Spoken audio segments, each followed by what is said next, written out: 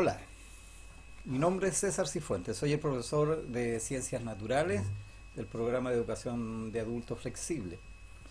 Este video lo he realizado para poder llegar con esta contingencia a todos los alumnos y alumnas de este programa. Vamos a trabajar revisando el texto que ustedes tienen en casa y vamos a desarrollarlo. Van a quedar ustedes con las actividades. Posteriormente, en un segundo video del segundo libro o de la segunda unidad, ustedes al principio van a tener las respuestas de las tareas que van a quedar, y así vamos a ir avanzando. No solamente nos vamos a quedar con el análisis del texto, sino que además ustedes van a tener un momento para comunicarse por WhatsApp conmigo y hacerme las consultas que estimen. Y además vamos a agregar unos videos donde vamos a trabajar unas pruebas, ¿ya? Unas pruebas, modelos que el Ministerio de Educación ha puesto a disposición, y con eso vamos a ir preparándolos a cada uno de ustedes para el examen que lo ejecuta otra empresa, no nosotros. Nosotros estamos llamados a prepararlos a ustedes para dar el examen. Bien, comencemos. Aquí tenemos en pantalla, tenemos el módulo 1, que se llama la materia del universo. A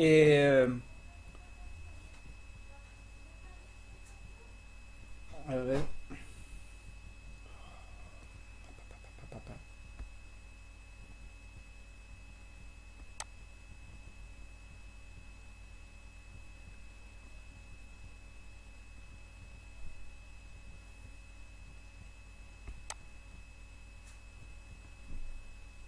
Estamos. Ahí tenemos la segunda página, la tercera página, que es una presentación simple, y aquí está dado la primera unidad.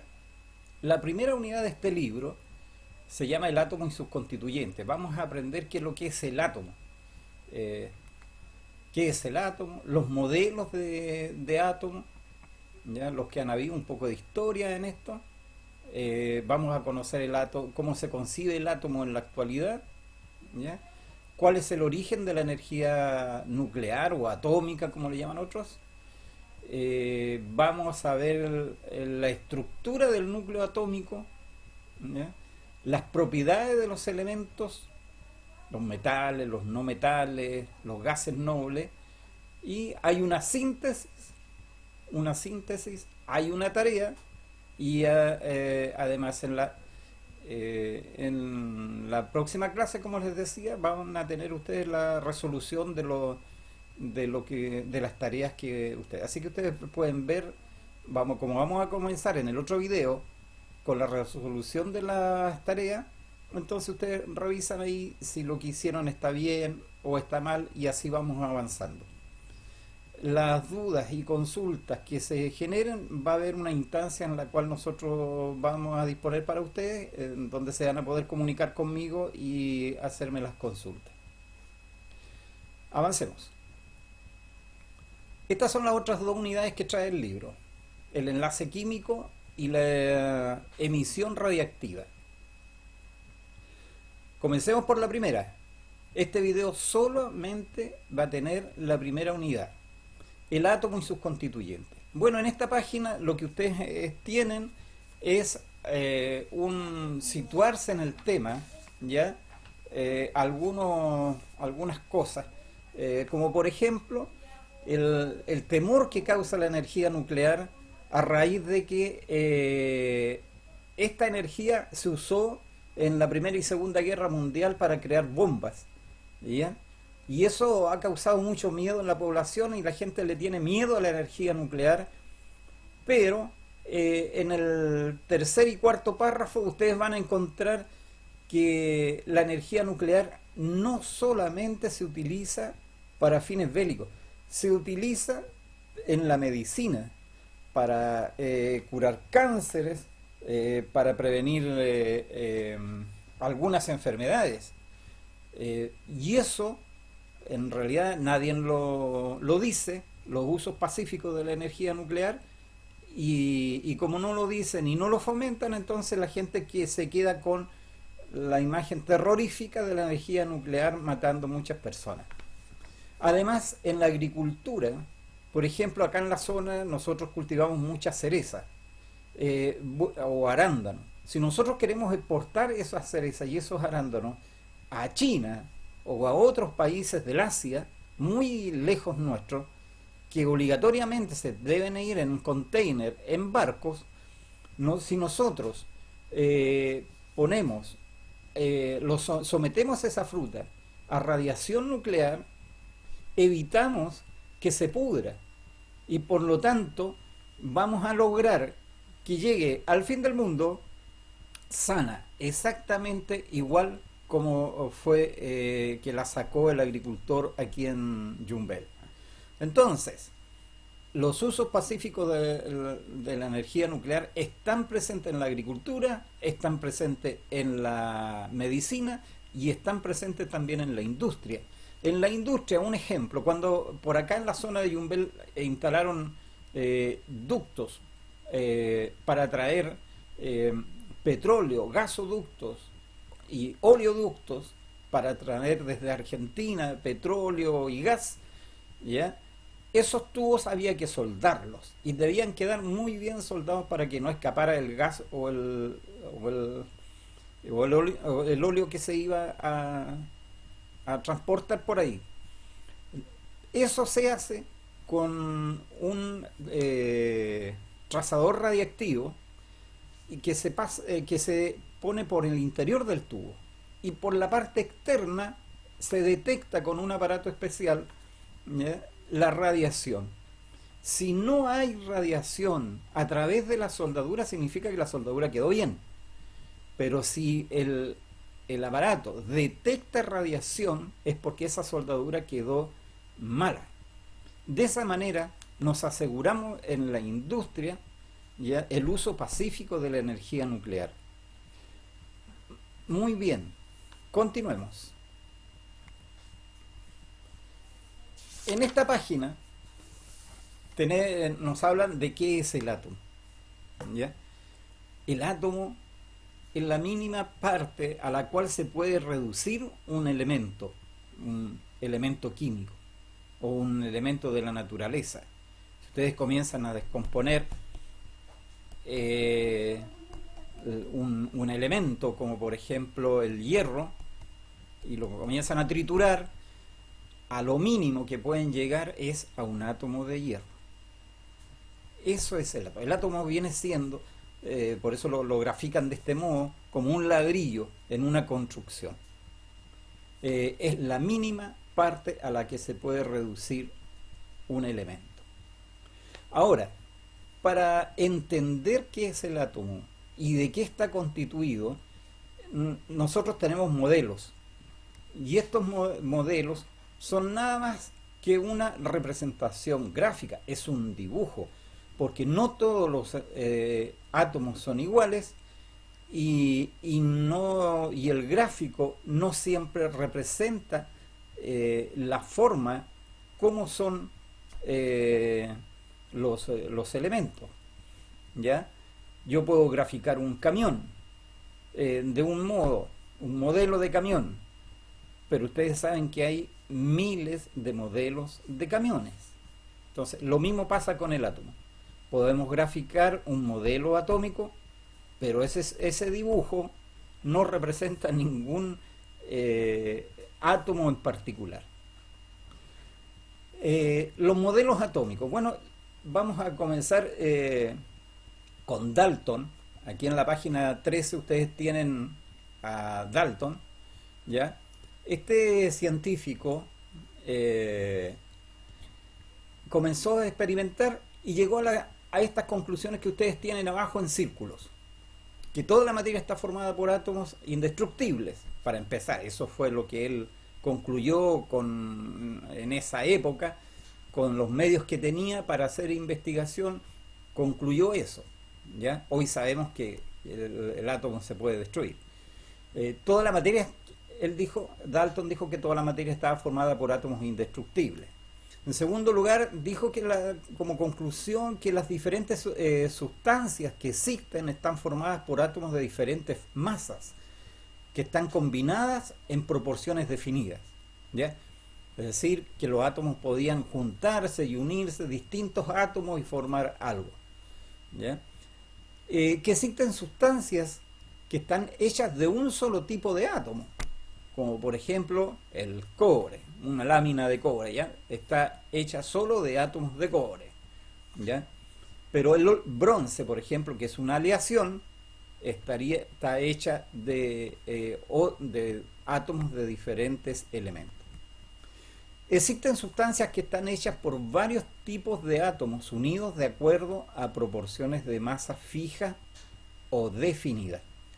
Eso fue lo que concluyó Dalton. No hubo más, no hizo un dibujo de un átomo, nada, nada, nada, nada. ¿Ya? Bueno, aquí en esta página, en la página 15, ¿ya? Hay un gráfico con signos más y signos menos que representan cargas eléctricas. Esto refleja que las cargas eléctricas del mismo signo se repelen, ¿ya? Dos cargas positivas se repelen, dos cargas negativas se repelen, se rechazan, ¿ya? En cambio, si tenemos la presencia de dos cargas de distintos signos, estas se atraen, ¿ya? Este estudio de la electricidad, del comportamiento de las partículas eléctricas, permitió a Thomson, a la familia Thomson, a su papá y a su hijo, ¿ya? A Joseph y a William, a concluir a concluir que lo que era el átomo, y hacer algunos experimentos. Y con los experimentos en laboratorio y con los elementos técnicos que ellos tenían, llegaron a la conclusión de que el átomo no era como Dalton decía, y que tenía, y crearon un dibujo. Este dibujo que está acá, que parece una pelota, ¿ya? Así se lo imaginaron, así lo grafican, que los átomos eran como una pelota llena de cargas eléctricas positivas, y que se incrustaban en esta pelota las cargas eléctricas negativas. Entonces, como cargas eléctricas opuestas se atraen, esto permanecía unido, ¿ya? Como una esfera, como una gran pelota. De hecho, le llamaron modelo del budín de pasas. Si ustedes ven el último párrafo, ahí está escrito. Es como un pan de Pascua, así se lo imaginaron. Eso fue Thomson, ese es el modelo de Thomson. Pero esto fue ya a principios del siglo XX, en 1902, ¿ya? Es decir, hace más de 100 años atrás. Y al poquito tiempo después, otro científico, como la ciencia no descansa, los científicos están permanentemente investigando, ¿ya? Otro estudioso, Rutherford, ¿ya? En 1911, es decir, 9 años después, ¿ya? No fue mucho tiempo, hizo algunos experimentos y dijo que el átomo no era como su colega Thomson decía, ¿ya? ¿Y cómo se lo imaginó él? Se lo imaginó como esto que está aquí en la parte superior, ¿ya? Con un núcleo, ¿ya? Donde habían partículas ahí las dibujaron celeste y blancas. Las celestes serían los protones y las blancas serían los neutrones, ¿ya? Y los puntos rojos son los electrones que giraban en torno al núcleo. Es decir, por primera vez se concibe que el átomo es hueco, no es algo sólido, como se lo había imaginado Thomson, que era un budín de pasa. No, que esto era hueco y por lo tanto tenía una parte central y alrededor estaban girando en torno al núcleo, los electrones. Eso fue lo que mencionó Rutherford.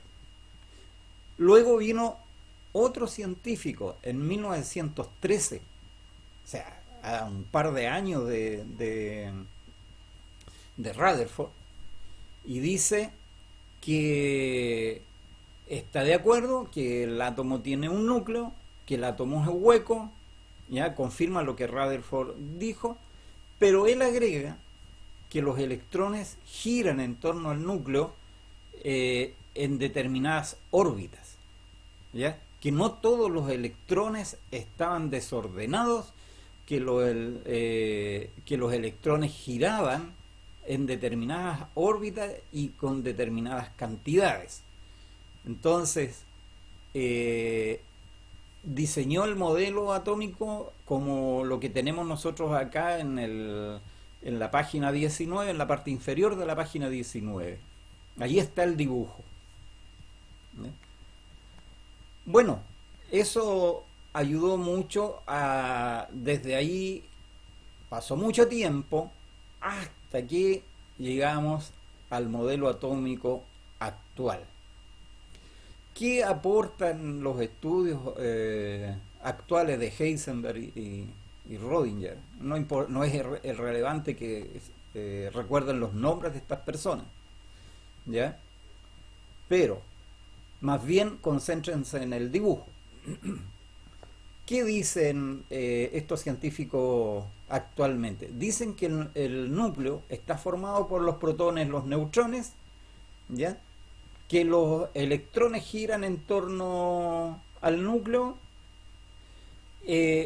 pero no en órbitas, sino que en orbitales. Y la diferencia entre órbitas y orbitales es que la órbita es una cosa fija. Es decir, Bohr señalaba que siempre el electrón iba a estar pasando por el mismo lugar, ¿ya? Es como los buses que salen de un lugar a otro. Si uno se pone en el paradero, siempre va a pasar el bus por ese lugar.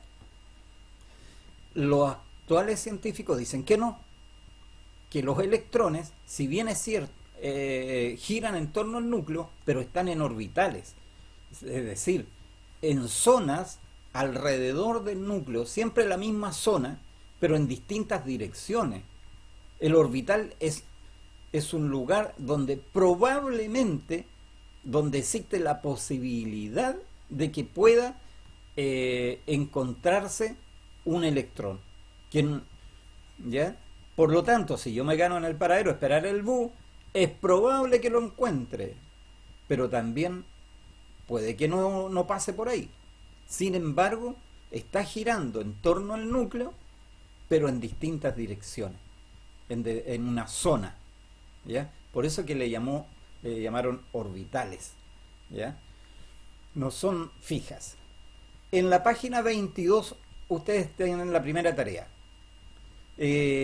Para discutir y trabajar en clase, ¿ya? Tienen que ir registrando en cada columna, según el año correspondiente, ¿ya? Los datos que faltan allí. En la segunda columna tenemos el año, tenemos el nombre del científico, Dalton, y ustedes tienen que poner la característica, lo que han escuchado hoy día. ¿Qué es lo que decía Dalton del átomo? En la tercera columna tienen el año, tienen a Thomson y qué es lo que decía Thomson del átomo. El año 1911 tienen que poner el nombre del científico, Rutherford, ¿se acuerdan? ¿Ya? Rutherford, y qué es lo que Rutherford decía o pensaba respecto de cómo era el átomo. Y en la última columna ustedes tienen que poner el año, y tienen que poner a Bohr. ¿Y qué era lo que decía Bohr del átomo? Eso tienen que hacer. En la actividad número 2 dice complete la siguiente tabla marcando para cada modelo atómico si considera o no cada uno de los atributos señalados. Estos son los atributos, ¿ya? Modelo, considera núcleo y corteza, considera la idea de carga eléctrica, distingue electrones, distingue órbita y distingue órbitas cuantizadas. Eso es lo que son los atributos. Pero acá tenemos en la primera columna a los científicos, Demócrito, Dalton, Thomson, Rutherford y Bohr. Entonces ustedes tienen que buscar en el libro, ¿ya?, y anotar en la cuarta columna sí o no, por ejemplo, con Demócrito, si Demócrito considera los electrones, la existencia o no de electrones en el átomo. Lo mismo tiene que hacer para Dalton. ¿Qué pensaba Dalton de los electrones? Thomson, Rutherford y Bohr, ¿ya? Después, distingue órbitas. Bueno, ¿qué pensaba Demócrito sobre las órbitas? ¿Tenía idea de eso o no? ¿Sí o no? ¿Sí o no? Eso es lo que tienen que poner, ¿ya? Y en la próxima clase nosotros vamos a revisar esta tarea. Yo les voy a poner ahí la solución a estas actividades y ustedes van a corregir en sus casas la evaluación, la autoevaluación de estas dos actividades. Continuamos entonces en la página 23, ¿ya? Reiteramos que el átomo actual se considera que tiene núcleo atómico que corresponde a la zona central donde se concentra la mayor parte de la masa del átomo. El peso propiamente tal está en el núcleo del átomo, ¿ya? Y considera una corteza atómica que corresponde a una zona que rodea el núcleo y representa la mayor parte del volumen del átomo, ¿ya? Mientras más electrones tenga en torno al núcleo, más grande va a ser el átomo o más chico, ¿ya? Pero siempre estos van a estar distribuidos en zonas. Partículas subatómicas, ¿ya? Las partículas que componen al átomo, también llamadas partículas subatómicas elementales, son entonces las que ya hemos mencionado: los electrones, los protones y los neutrones, ¿ya? Esas son las partículas subatómicas. No hay otras más, ¿ya?, que no son partículas propiamente tales, que son cargas eléctricas, que son los quarks y los antiquarks, y hay muones, piones, hay muchas otras partículas subatómicas, pero estas son partículas propiamente tales y las demás son cúmulos de energía, ¿ya? Los vamos a mencionar más adelante a raíz de alguna pregunta que hay. En la página 25 tenemos una importante pregunta. En el párrafo tercero dice: ahora bien, si los protones son todos positivos y los neutrones no tienen carga, viene la pregunta: ¿por qué el núcleo se mantiene unido pese a la repulsión eléctrica? Recuerden que anteriormente vimos en una página que cargas iguales se repelían. Entonces la pregunta, esta es pregunta de prueba, ¿ya? En muchas pruebas ha salido esta pregunta, que uno explique por qué los protones no se rechazan, ¿ya? La respuesta nosotros la tenemos en que existen fuerzas nucleares fuertes, así se llaman, fuerzas nucleares fuertes, ¿ya? Que son superiores a las fuerzas electromagnéticas, ¿ya? Y por lo tanto esas fuerzas nucleares fuertes son las que mantienen unidos a los protones, ¿ya? Las fuerzas electromagnéticas, como la carga positiva de un protón y la carga positiva del otro protón, no es capaz de separarlas, y por lo tanto el átomo, el núcleo del átomo permanece unido, ¿ya? Por estas fuerzas nucleares fuertes, ¿ya? Que las generan los quarks o antiquarks, que se llaman, que son otros cúmulos de energía presentes en el núcleo atómico. Bien, hecha la descripción del átomo, vamos ahora a ver cómo sacamos la energía desde el interior del átomo. ¿Ya? Un átomo, cuando está unido con su núcleo y sus electrones, está estable, es eléctricamente neutro. Si nosotros tocamos un vidrio, no nos da la corriente. Si tocamos un género, no nos da la corriente. Si tocamos el agua, no nos da la corriente. Si tocamos un fierro, no nos da la corriente. ¿Y eso por qué?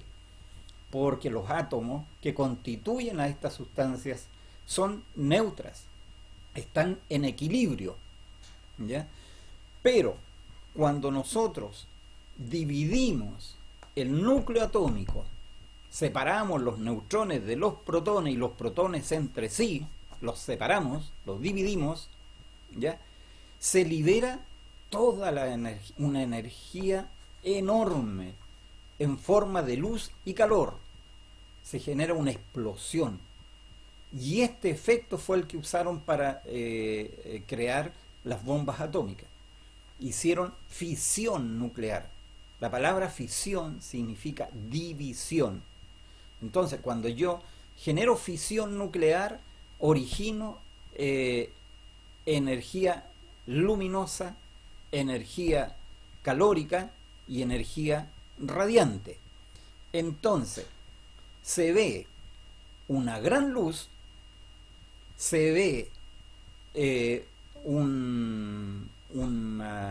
se genera un incendio con esto, porque mucho calor, y la radiación puede generar efectos muy dañinos en la naturaleza. Si ustedes recuerdan el desastre de Chernobyl, una planta nuclear en la Unión Soviética, ¿ya? Hasta el día de hoy ese lugar permanece contaminado, o sea, permanece la naturaleza toda emitiendo aún radiación nuclear, y está desolada. A ese lugar nadie va. Últimamente se han visto que han nacido plantas, que hay presencia de algunas aves, de algunos animales menores, pero sin duda que cada una de las especies que están allí están contaminadas con radiación, ¿ya? Y eso lo hace altamente dañino. Entonces,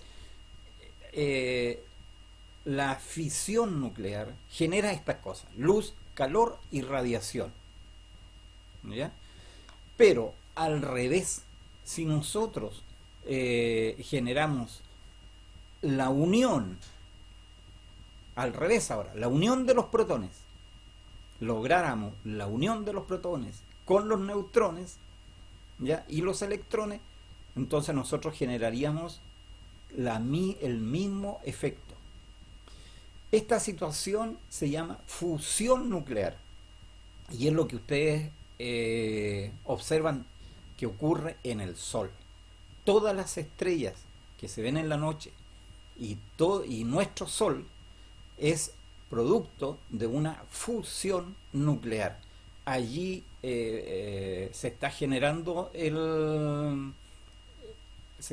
materia, generando átomos, ¿ya? de distintos elementos, ¿ya? Y por eso, por ahí más de alguna vez en algún reportaje han dicho que el Sol se está apagando, pero todavía queda bastante energía en nuestra estrella natural. Bueno, aquí en la página 28 nosotros tenemos un uso pacífico de la energía nuclear, ¿ya? Controlada. Chile tiene dos reactores nucleares, uno a cargo del Ejército de Chile, uno está ubicado en La Reina, en Santiago, y allí se fabrican todos los radioisótopos para poder utilizarlos en medicina en Chile.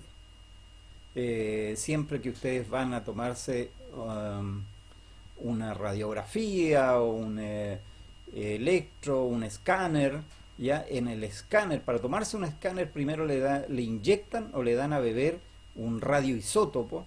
Ese radioisótopo se va, no sé, al órgano que quieren ver, si es el hígado, hay radioisótopos de distintos elementos que se van a distintos órganos del cuerpo, a los riñones, al hígado, al páncreas, a los pulmones, al corazón, y después el escáner lo detecta y genera una imagen como la que ustedes ven aquí al lado izquierdo en la página 28.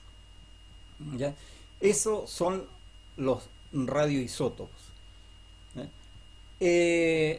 Luego, en la página 29 vamos a ver que el núcleo y la estructura electrónica de los átomos ya ha servido para poder generar una tabla con todos los elementos que hay en la naturaleza, pero para poder identificar a cada uno de los átomos o elementos químicos de la naturaleza, se dibuja como está en la parte baja de la página 29, con una X, ahí va el nombre del elemento, ¿ya?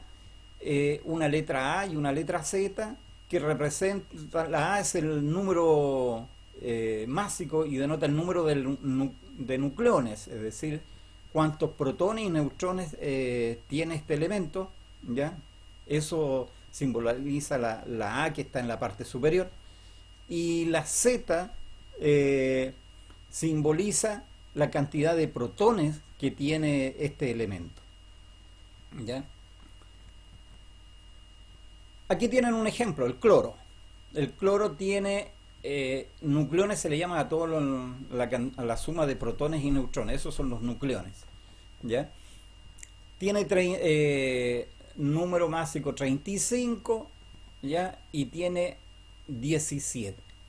Entonces, dice, su núcleo contiene 17 protones, ¿ya? Y su corteza tiene 17 electrones, porque tiene que estar neutro, no puede estar... las cargas positivas tienen que ser igual que las cargas eléctricas negativas para que no nos dé la corriente, ¿ya? Si hubiera una diferencia entre estos, nosotros nos electrocutaríamos. Así que se deduce que si tiene 17 protones, por lo tanto también va a tener 17 electrones. Y ese número 35 nos permite a nosotros saber cuántos neutrones tiene. Porque si el 35 es la suma de los nucleones, entonces yo hago la resta a 35, le resto los 17 protones y obtengo número 18, que serían los neutrones.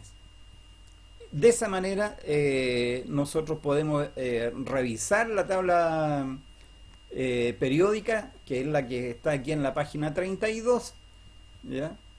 Con 111 elementos químicos en la naturaleza, y cada uno tiene su propio número másico, su propio número atómico. Ahora, ordenados los elementos químicos en una tabla, nosotros distinguimos que hay metales, que hay no metales y hay gases nobles, ¿ya? Más adelante yo les voy a poner una tabla para que ustedes puedan ver las características que tiene un metal, que generalmente es sólido. Por ejemplo, todos los metales son sólidos, ¿ya? Tienen brillo, son tenaces, es decir, cuesta doblarlos, ¿ya? Y en cambio los gases nobles son elementos químicos cuya característica es su capa de valencia. Ellos tienen más electrones en, en su última capa para poder compartirlos con otros y se pueden unir. ¿Ya? Bien, y llegamos a la tarea. Esta tarea para la casa. ¿Ya? Actividad para reforzar y trabajar en casa. Ustedes tienen que poner aquí, en la página 38, los libros ustedes son suyos y por lo tanto ustedes los pueden rayar. Si no los quieren rayar porque son bonitos, tienen que hacer la misma tabla en el cuaderno y poner allí la semejanza que hay entre el modelo atómico de Thomson con el de Rutherford y entre el modelo atómico de Rutherford y de Bohr. ¿Cuáles son las semejanzas? Las cosas parecidas, ¿ya? Que tienen las dos propuestas estas.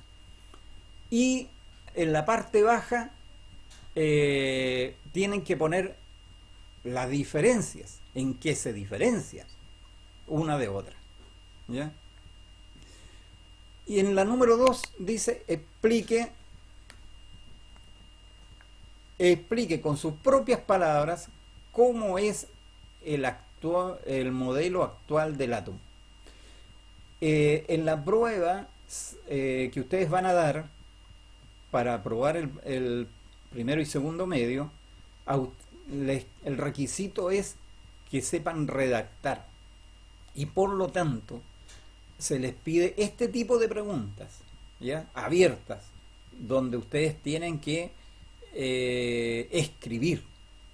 Es sumamente importante que conversen con la profesora de lenguaje la forma en que se redacta algo, se dice algo de una cosa en particular, ¿ya?